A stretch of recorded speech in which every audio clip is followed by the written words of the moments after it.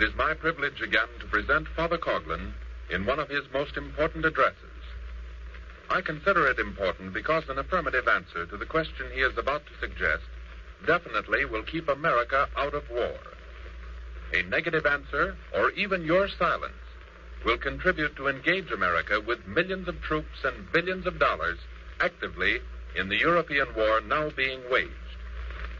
The analysis which Father Coughlin is about to make for you today is clear, concise, and conclusive. Hundreds of thousands of persons, for the first time aware of the emergency which is upon us, will want copies of this address. Copies can be obtained by writing directly to Father Coughlin this week. Further information on the subject of this emergency will be carried in the pages of next week's issue of Social Justice magazine, which we invite you to secure either by subscribing for directly or from your newsboy on the street. May I assure you that your letters and comments will be carefully scanned by Father Coughlin, who is anxious to learn of your reaction. Whether you can contribute or not to maintain these fully paid-for broadcasts on the air, write to Father Coughlin to give him your views and, at least, your moral support in this, one of the greatest campaigns on which he has entered. And now I present Father Coughlin to you, who will discuss the subject of cash and carry. Father Coughlin.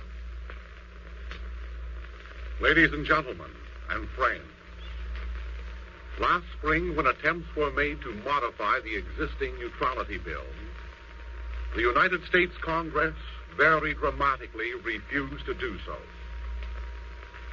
At that time, it was pointed out that our present neutrality bill prevents our shipping arms, munitions, and certain other materials to any nation engaged in war. For it was contended by the majority of congressmen that should we Americans, directly or indirectly, either sell airplanes, cannon, shrapnel, or extend credit for the continuance of hostilities to a warring nation, we would be engaging in foreign entanglements. Opposed to this viewpoint were many prominent congressmen and citizens.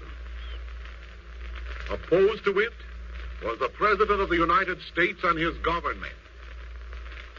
They contended that we would not be entangling ourselves in overseas quarrels if we adopted a cash and carry plan, that we would be justified in permitting a foreign nation to place orders for war material with American industries, provided the ships of these foreign nations, and not American ships, would transport the finished product and pay for it in cash, not credit, before the cargo left the United States.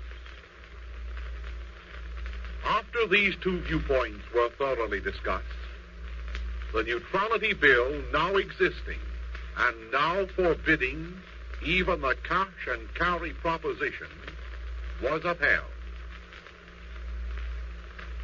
Since the outbreak of the European War, which may become a world war of long duration, the advocates of cash and carryism again are active.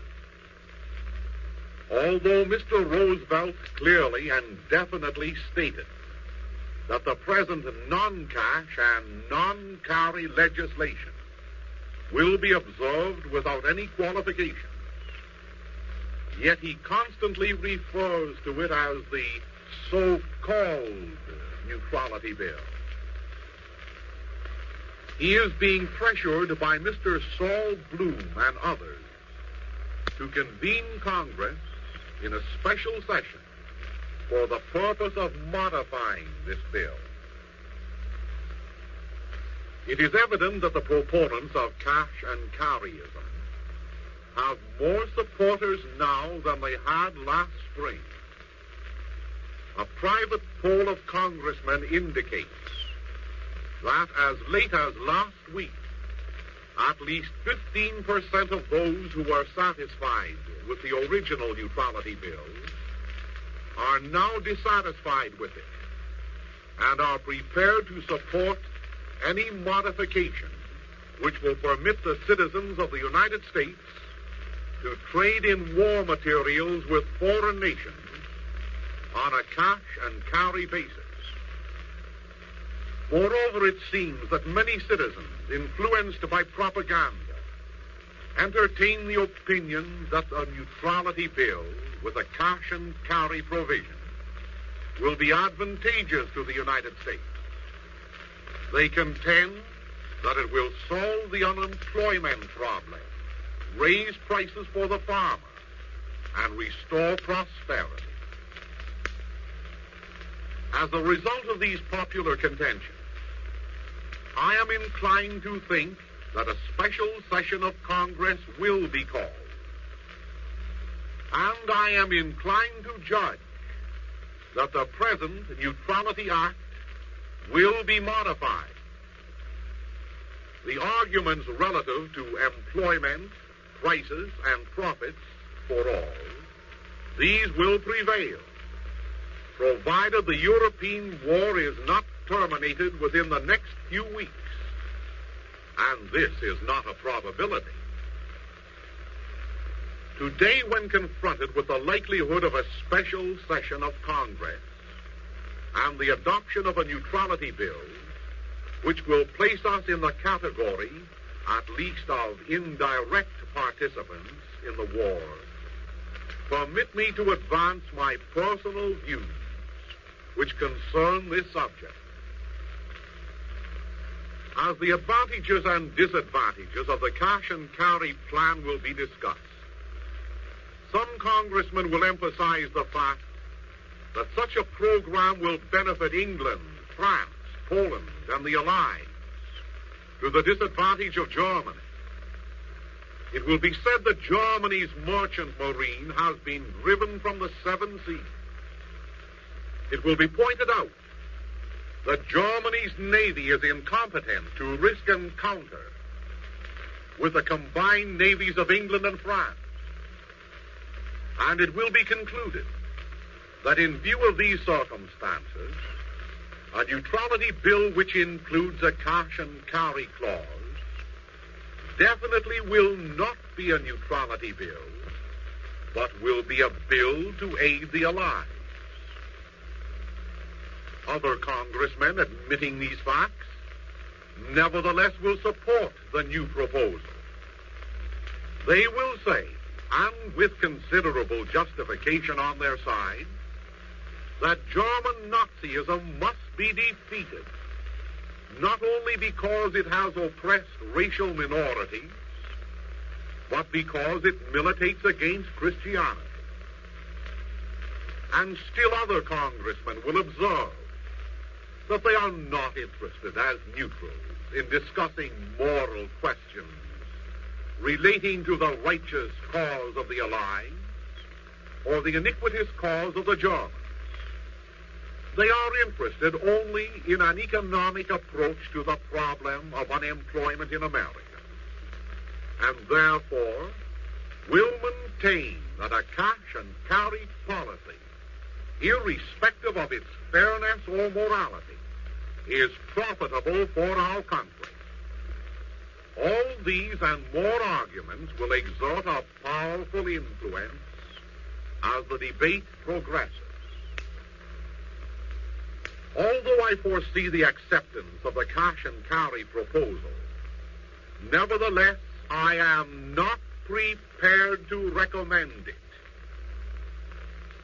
I consider it a dangerous proposal because it is a first step which inevitably leads to the last step of our directly participating in a world war, because it will wed our destinies to those of England and France, and because it will condition us within 1 or 2 years to become active allies. I uphold these opinions first because every indication points that a cash and carry program will evolve into a credit and carry program. Already the opinion has been expressed by officials at Washington that the Reconstruction Finance Corporation, headed by Mr. Jesse Jones, should be considered not as a branch of government, but as an independent corporation capable of lending credit even to nations which have failed to pay the debts arising from the last war. These same officials maintain that the restrictions of the Johnson Bill, which forbid the government's lending credit to certain foreign nations, do not apply to the Reconstruction Finance Corporation. However, this hair-splitting legality does not erase from our minds the knowledge that the Reconstruction Finance Corporation is a part of the government, that its financial obligations are the obligations of the American public, and that Mr. Jones, the head of the Reconstruction Finance Corporation, has been given a post in the President's cabinet. These, I confess, are mere indications that we are preparing to adopt a policy of cash and carry. Are we engaging in foolish speculation when we say that cash will become credit? Have we other arguments besides the official opinions expressed at Washington relative to the Reconstruction Finance Corporation to confirm our opinion? Assuredly, yes. We are aware that England has practically renounced the gold standard. We are aware that in the first week of the present war, England turned on her printing presses and manufactured 24 million pounds, equivalent to $120 million of inflationary money. We are aware that both England and France have no more than $10 billion of real gold-backed cash and securities available for war purposes. We are aware that England and France have little sound cash to use in purchasing anything. Ponder upon these facts and recollect that the last World War represented an expenditure of more than $250 billion. How far will $10 billion of real gold-backed cash go? How far, when there is every indication that the duration and the cost of the present war will exceed the duration and the cost of the World War? If the debts of the last war were practically repudiated, when both England and France were financially sound, is it not logical to anticipate that the debts of the present war also will be repudiated when the printing presses of these nations cry out that England and France are financially unsound? Before 1918, credit was regarded as sound as cash, particularly when the credit loans which Americans extended to foreign governments were guaranteed by the sovereign seal of the nations receiving the loan. Since 1918, we are forced to accept the conclusion that England's and France's credit is nothing better than a scrap of paper. And are we engaging in more foolish speculation when we contend that credit loans to warring nations are the forerunners of active participation in these nations' wars? Once more recollect that in 1916 the citizens of the United States were adamantly opposed to our entrance into the World War. The late President Wilson was re-elected to office that year, after having campaigned on the platform of "He kept us out of war." Presumably, President Wilson was sincere when he voiced the implied promise of keeping us out of war. Sieged by the petitions and persuasions of the financiers and manufacturers who had extended billions of credit dollars to the Allies who were on the brink of defeat, and influenced by the Honorable Walter Page, the American ambassador to Britain, Mr. Wilson succumbed by declaring war, not to save the world for democracy, but to save the investments of the international capitalists and profiteers. Following 1918, Mr. Wilson gave expression to that thought when he characterized the World War as a commercial war. Thus, it is not an idle speculation to assume that cash and carry will become credit and carry. It is not an idle speculation to assume that the policy of issuing credits to foreign warring nations who repudiate loans is a policy that necessitates the beating of drums, which will summon our youth into the front trenches to ensure the payment of these loans. History repeats itself. Therefore, in this crucial moment, neither cast aside the basic lessons learned in the school of experience, nor permit either propaganda or unreasonable sentiment to mold your judgment. I repeat, it is a dangerous thing to advocate the inclusion of a cash and carry clause in our neutrality bill. It will deteriorate into a credit and carry clause. It will motivate rulers and their financially minded advisors to protect and insure their investments by sending troops abroad. It will cost us the lives of hundreds of thousands of innocent boys. These were some of the fruits of the last war. It is only logical to anticipate that they will be the fruits of the next war. And if you are gifted with a modicum of foresight, picture the economic ruin which will follow in the wake of war. Factories will be closed, millions will be unemployed, and taxes will be raised.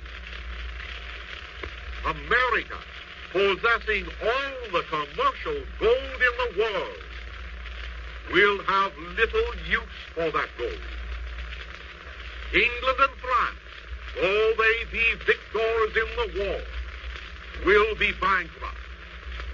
The paper money held by the rich and the profiteers will be confiscated or stored. Their precious bonds will share the fate of Russian and German bonds following 1918. That, my friend, is a rough sketch of the picture. Let the brush of your own imagination fill in the details. To many persons, the morality of our engaging, even indirectly in the current European war, is questionable. To discuss the moral aspect of this war, its justice or injustice, its rightfulness or wrongfulness, one may become enmeshed in bitter controversy. Despite this risk, may I venture to recall to your attention that this war is not substantially a war between Christians and non-Christian nations. Mr. Chamberlain has stated that he is not engaging in a war against the 85 million Christian Germans. He has stated that he has entered this conflict against Hitlerism with its subjugation complex and its aggression activity. And Mr. Hitler has inferred that he is not at war with the English people, but only with the English government, the guardians of the peace treaty of Versailles. Let it be observed that Hitlerism would not be existent had not so-called Christian nations, England and France, excogitated and implemented the most unchristian peace treaty that has desecrated the annals of civilization. I refer to the Peace Treaty of Versailles, which ran counter in many of its clauses to the Christian suggestions proposed by the late Benedict XV.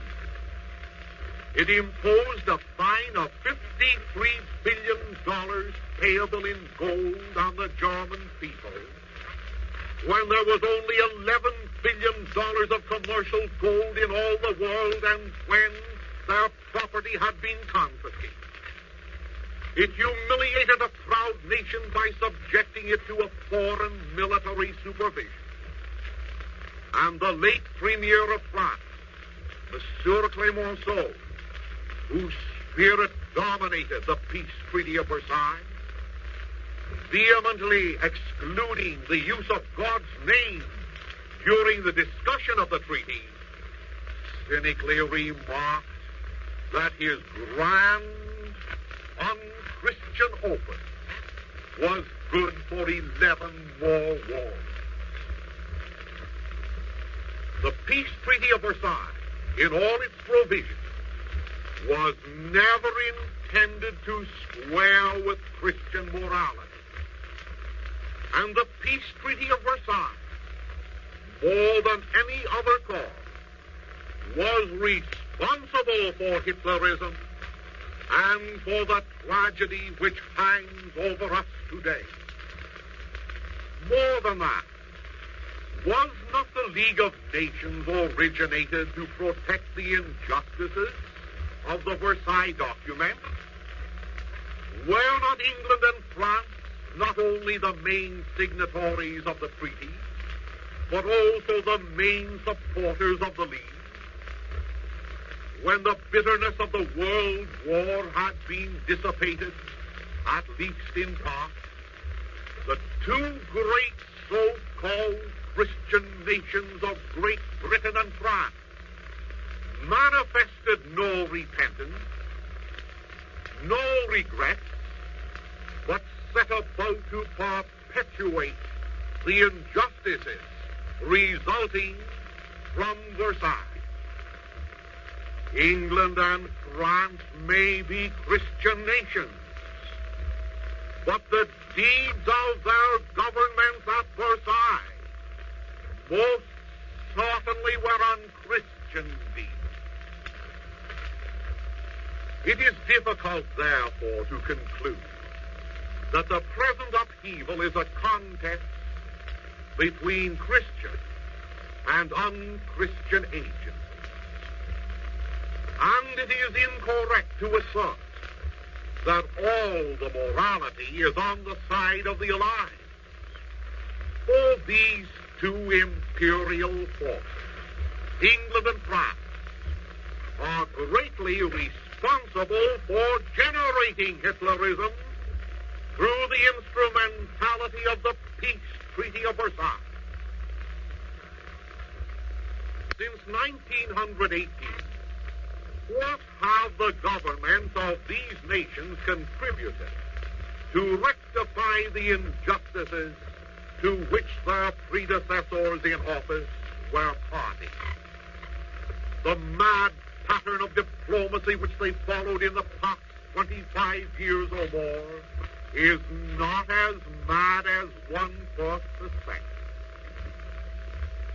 If you recall, there was a London peace treaty signed between England and Italy to guarantee Italy certain territories in Africa following her participation in the World War. Although that treaty was repudiated by England and France, their diplomats castigated Italy for demanding her share in the post-war booty. Then there was the Munich Agreement and the Polish Pact, both of which portrayed England and France as the great pacifiers, the great leaders for peace. Always they were found advocating hands off Ethiopia, hands off Czechoslovakia, hands off the corridor, but never once did either England or France offer to take their hands off the territories they seized following the peace treaty of Versailles. Thus, one may not classify the injustices of Versailles as the deeds of Christian nations, any more than one may classify the activities of Hitler as the deeds of a Christian Germany. That Germany under its leader Hitler is an aggressor is readily admitted. But that England in the lifetime of Mr. Chamberlain has been a greater aggressor can likewise be substantiated.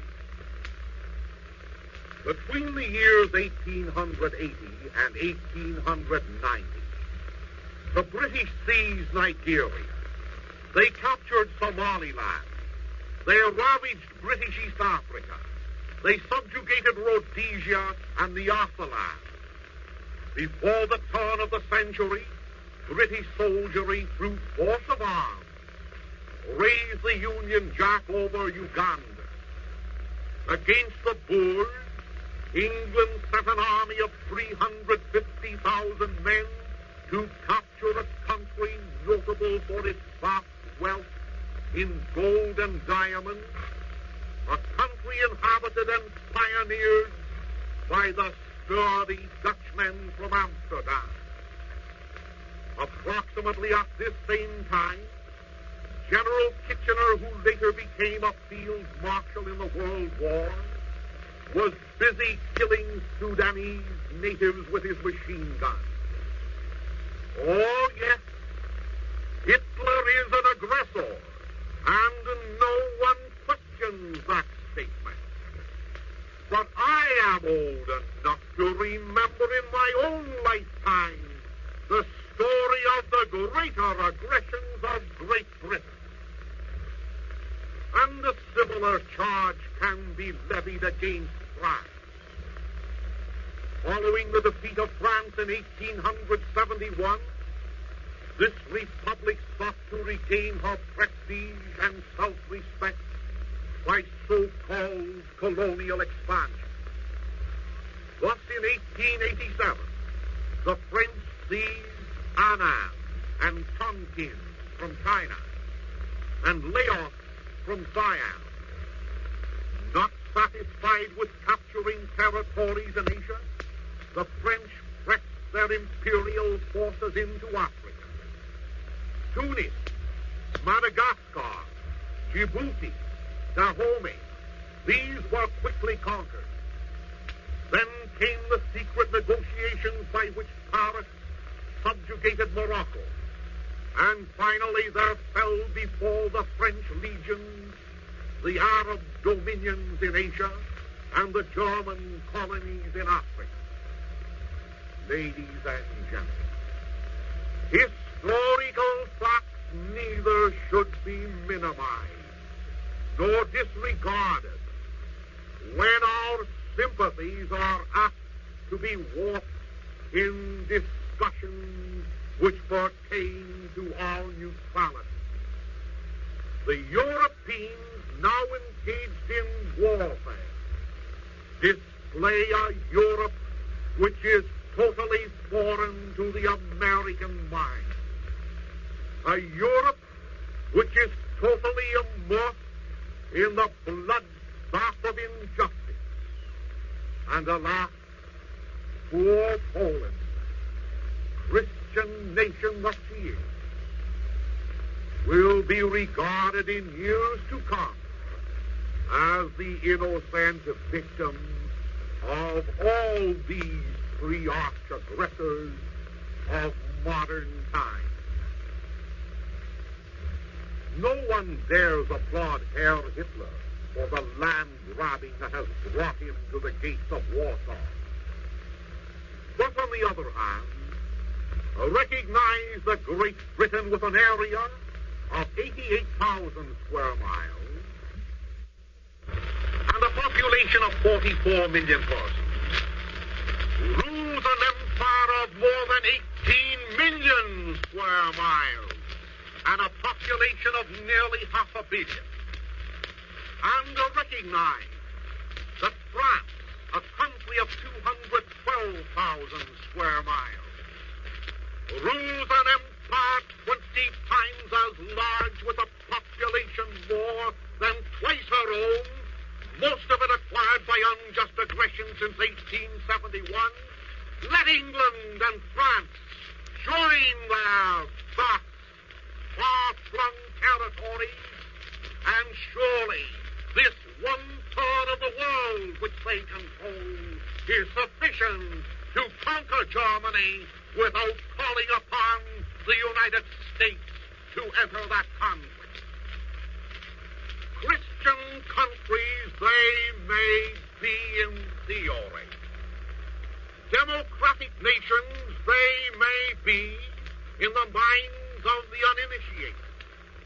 But by what rule of Christian morality can one condone the activities of England and French statesmen who are responsible for Versailles and responsible for the most indefensible land grabbing in all the history of the world and practically within our lifetime? And as for democracy, in the American concept of the term, it is needless for one to advance any kind. Therefore, recognizing that red-brownism, the new color scheme which the painter from Munich and his Moscow assistant have selected to use in modernizing Europe, is offensive to the moral eyes of Christianity. Let us not be enchanted by the purity of the moral color with which England and France have decorated the map of the world. Probably, were our own foreparents alive, were George Washington's spirit capable of addressing us, were the heroes whose corpses long since have rotted at Concord and Lexington the present occupants of congressional chairs at our nation's capital, probably they would attune our ears to that ancient American council which all of them understood so well, the council of no foreign entanglement. Academic nonsense, impractical ideas.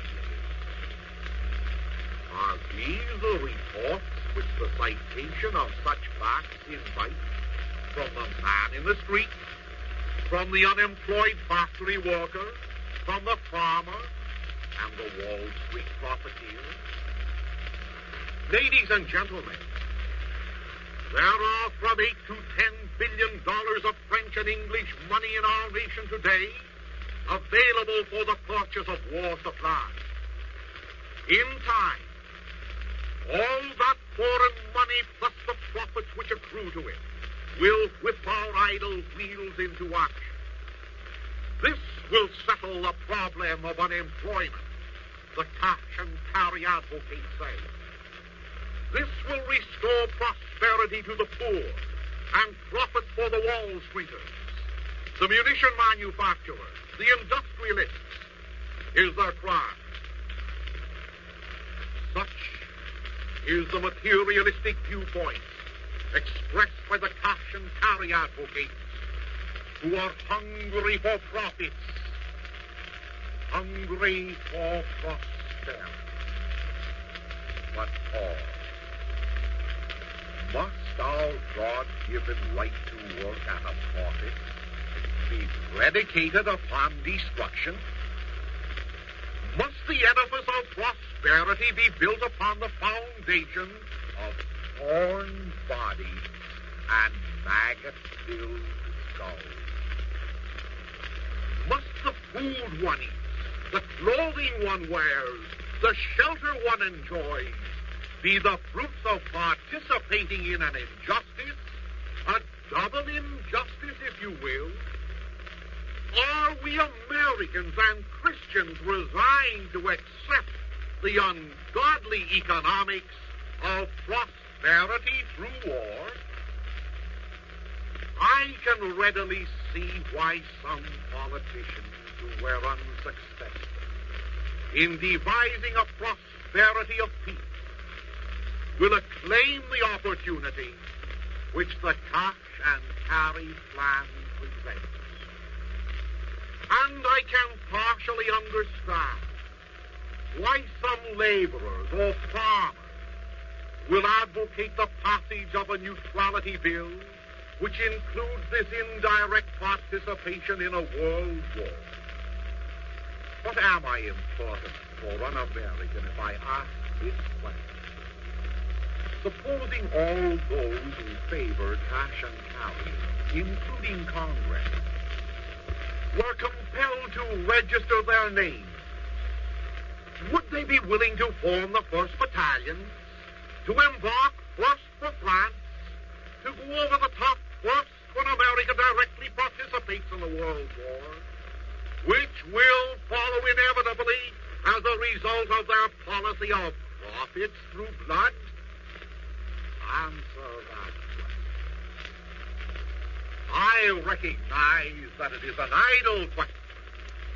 Nevertheless, I am confronted with an historical contingency which likely will happen if, through cash and carryism, we participate indirectly in the war. I am confronted with the probability that some millions of Americans will go to France to become cannon fodder for the money lenders and profiteers if the majority of our congressmen decides to include the cash and carry clause in our Neutrality Act. When the fatal hour arrives, those who are loudest in clamoring for this government to take the 4th step, which inevitably leads to the last step, they will be the loudest in protesting their inability to carry on. Gentlemen, wars do not beget prosperity. They are the breeders of depression. The bait of the monetary profit that is disclosed to you hides a trap of lifelong servitude which is hidden from you. War production increases mass production. When wars culminate, mass production halts, unemployment increases, wealth vanishes, and radicalism grows apace. Ah, yes, there's the rub. Radicalism. Not that I condemn the unemployed laboring men for demanding a just living wage and all that it implies, for they are within their rights in doing so.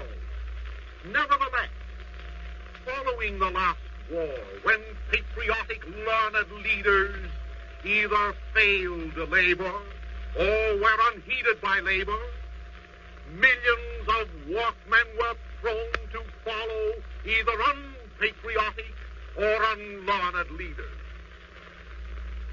Strikes multiplied, private property was seized, government was defied, and in some instances, many of our oppressed fellow Americans grasped the blood-drenched hands of communists. As a result of all this, our nation was in turmoil, while the rulers of the nation persisted in clinging to the abuses of international capitalism, which gave birth to the World Wars, to the Treaty of Versailles, to the rise of Stalin and Hitler, and to the universal depression which ensued. Yes, those rulers have learned their lesson. The rulers of high finance and the radicalism will never appear again if they can help it. Therefore, see what has happened already in England and France these last 2 weeks. Gone are their democracies, as they call them. A species of totalitarian government and finance has been instituted to fight the totalitarianism of Germany. And what will happen in America? If America becomes embroiled in this present war, I dare predict that emergency measures will be invoked to place us under a dictatorial board of commissioners from which we will never escape.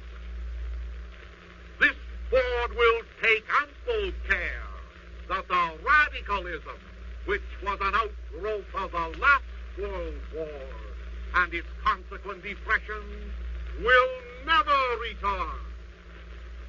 Oh, at least the invisible powers behind government have learned by their mistakes, if the laboring classes did not learn by theirs. Gentlemen, be prepared then to taste the grapes of wrath and eat the black bread of totalitarianism if we take the first step that leads to the inevitable last step of war. Why, therefore, cannot we Americans grasp these simple truths? Namely, that prosperity must be builded upon the economies of trade. That destruction of property and liberty is the fruit of war. That one injustice, if not retracted, generates another injustice. That from the Treaty of Versailles and long before it and up to the Battle of Warsaw, political injustices have produced and will continue to produce interminable war.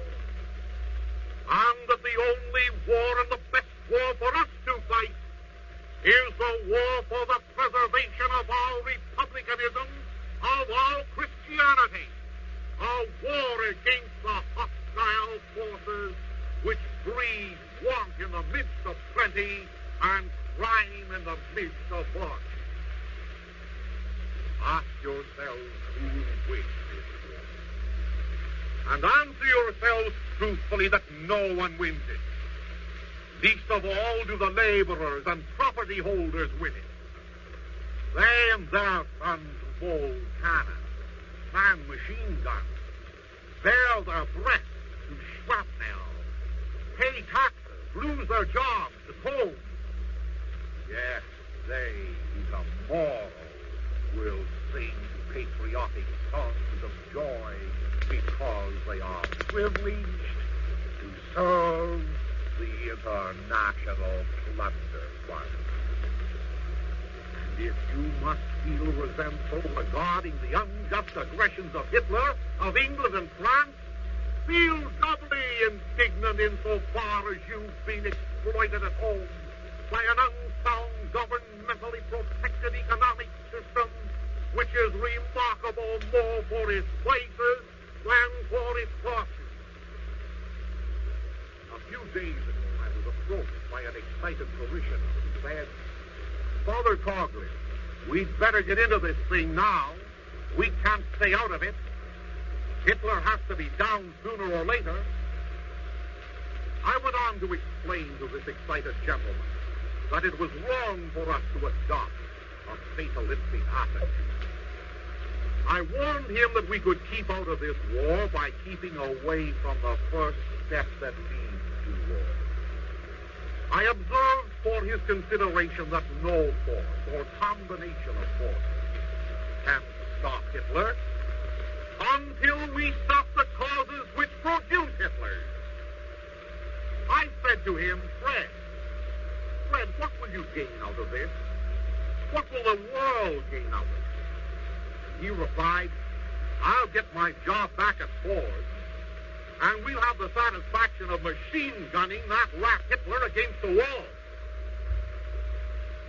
Fred has 4 children, 2, 5, 9, and 11 years old. Questioning him further, I asked, after the war is over, Fred, how long do you expect to work when the whole world is broke? When the whole world is unable to pay the debts of the last war? Fred couldn't answer that. Who'll provide for your children? Children that our parish is taking care of now. To my surprise, he said, the state will do that job. Yes, the state. The state did the job in Russia. The state did the job in Germany. And with what result?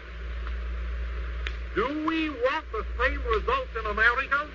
We who talk of democracy and do not even know the definition of the word, let alone its implications? Yes, Fred wants war because he wants a job. And for that job, he is willing to sacrifice his future, his liberty, and his children. The state will take it. My friends, I fear there are too many threads in this nation of ours. Good men, innocent men, but ill-advised men, who are willing to go back to work under the conditions which existed before 1917. Willing to prosper through the years of a war, and then fatalistically to surrender their religion, their liberties, their homes, and even the future of their children to a group of American commissars who will promise to keep us out of war and to protect our democracy just the same as other men elected to office promise to keep us out of war and make the world safe for democracy. I'm aware that nobody at the present moment is directly campaigning to get America into this world war. But I'm also aware that clever men never campaign directly. This business of getting a nation into war doesn't happen overnight. It's a slow process. It's a well-devised process, carefully thought out by internationalists, by munition manufacturers, by all those who profit from war and upon the blood of its innocent victims. Therefore, I appeal to you to oppose the proposal presented to us by Mr. Saul Bloom and his colleagues under the specious words of cash and carry. Cash? Cash that means credit, eventually. And carry? Carry that means carry on. For the dupes who will be sent to Europe to ensure the credit of the money changer. Ladies and gentlemen, I am anticipating, and with good reason, that Mr. Bloom and those whom he represents will endeavor to persuade the President to call a special session of Congress for the advertised purpose of revising our present Neutrality Act. But were we able to lift the veil of secret, we would discover that the undisclosed purpose is to perpetuate injustice and initiate totalitarianism in America. And what counter-pressure will those of you who disagree with Mr. Bloom exert upon our President, and particularly upon our congressmen, to prevent the happening of this tragedy? Thanks be to God, we still enjoy the rights of American citizens, which includes the right of petition.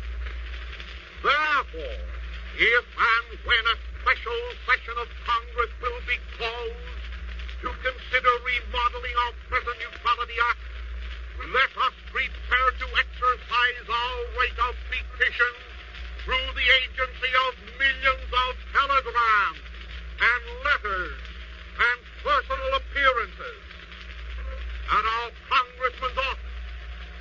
Prepare yourselves to act quickly and vigorously on that day of wrath.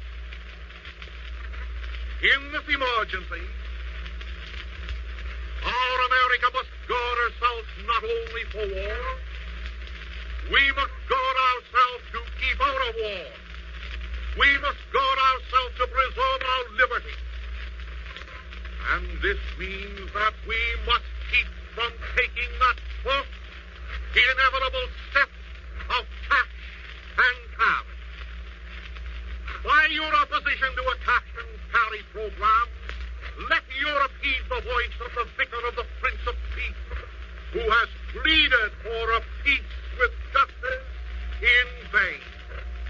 Let Europe understand that America wants no part of its aggression, that America will take no part in pouring credit into trenches, shell holes, corpses, and desolated cities to perpetuate an injustice. And let America understand that although Christian nations are engaged in this war, it was unchristian deeds which caused the war. Unchristian deeds which up to this date these so-called Christian nations have not repudiated. My friends, just as I finished dictating these words, my secretary handed to me a news dispatch from Washington. It informs us that a special session of Congress will be called by President Roosevelt at some unknown date. It further informs us that Mr. Roosevelt likely will ask Congress to repeal the so-called Neutrality Act and to repeal the arms embargo. This means cash and carry. Ladies and gentlemen, this also means that we are about to choose or reject the first step towards war. This is challenging news to every mother who is a son of military age. This is challenging news to every young wife and sweetheart. This is challenging news to every American who loves his liberty. This is challenging news to every citizen who is mindful of the consequences of the last war and who is gifted with enough intelligence to see beyond the next war. What, therefore, is your reaction, liberty-loving citizens of America? Shall we keep clear of foreign entanglements and set about to build prosperity on the foundations of peace? Or shall we become participants in the blood business? If Mr. Saul Bloom and his collaborators can bring pressure to bear upon the President and upon the Congressmen, cannot this challenging news arouse you who disagree with him to organize Christian American pressure high officials. Can we keep America out of the blood business? What's your answer? Yes! Can we protect our heritage from the clutches of the international capitalists? What's your answer? Yes! Learn, therefore, the name of your senator and of your representative. According to the right of petition, which we American citizens enjoy, advise both your senator and your representative by telegram, by letter, and by personal visit to keep the neutrality bill intact as it exists today without incorporating in it any cash and carry clause, and to keep America free from foreign entanglements. My friends, start this campaign tomorrow. Let no one who loves peace and justice be a slacker. Let peace and justice perish from our midst. And in the meantime, beware of the clever propaganda which will attempt to discredit what I say or lull you into inactivity. Remember that both sides of this European struggle are immersed in the mud of injustice. Remember the results which followed the last war. Remember that cash and carry will deteriorate to credit and carry. Remember that when credit is extended to the Allies, either through the Reconstruction Finance Corporation or through any other subsidiary of the government, soldiers will be sent abroad to safeguard that credit, and those soldiers will be your sons or sweethearts or husbands. In your hands, fellow Americans, the future of civilization is resting today. You and I and every American must stand prepared to act as the Good Samaritan.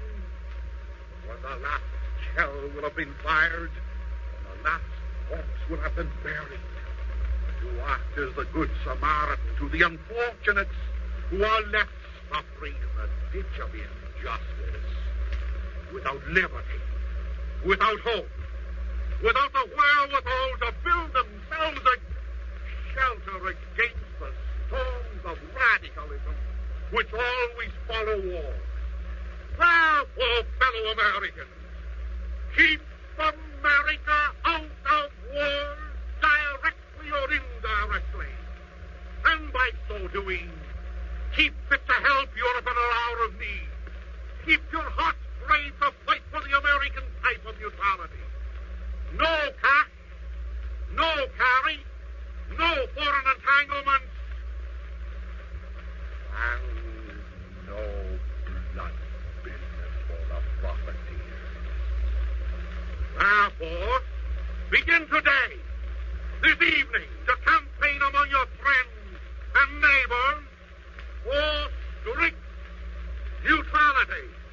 Begin tomorrow, to petition with individual messages your congressman. God bless you and keep you. Ladies and gentlemen, Father Coughlin has appealed to you as patriotic Americans to petition your senators and representatives to oppose the cash and carry plan which Mr. Saul Bloom and his associates of New York are advocating, and which Mr. Roosevelt and his government upheld since last spring. Today, tomorrow, and this week, organize your friends to send individual letters or telegrams. Write the letters or send the telegrams when Congress convenes. Do not send the letters or telegrams to Washington until then, because your congressmen are at their homes. Organize groups to visit them at their homes, and there confer with them. In this emergency, everyone must act. Inaction means support for the cash and carry program. Copies of the address to which you have listened are available by writing directly to Father Coughlin at Royal Oak, Michigan. He is anxious to learn of your reaction. Further information is likewise available in Social Justice magazine, to which we invite you to subscribe. And now let us join our voices in the Ave Maria.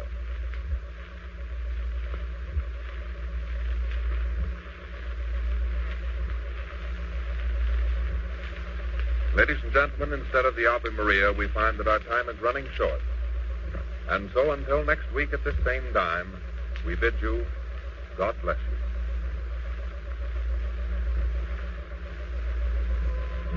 Ladies and gentlemen, we've presented the regular Sunday afternoon address of Father Charles E. Coughlin from Royal Oak, Michigan.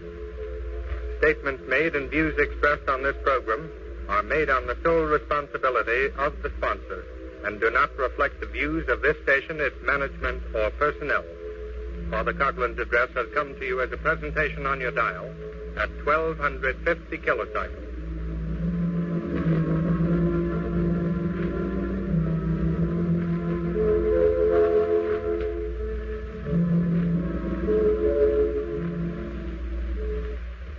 WHBI, Hoyt Brothers Incorporated, Newark, New Jersey.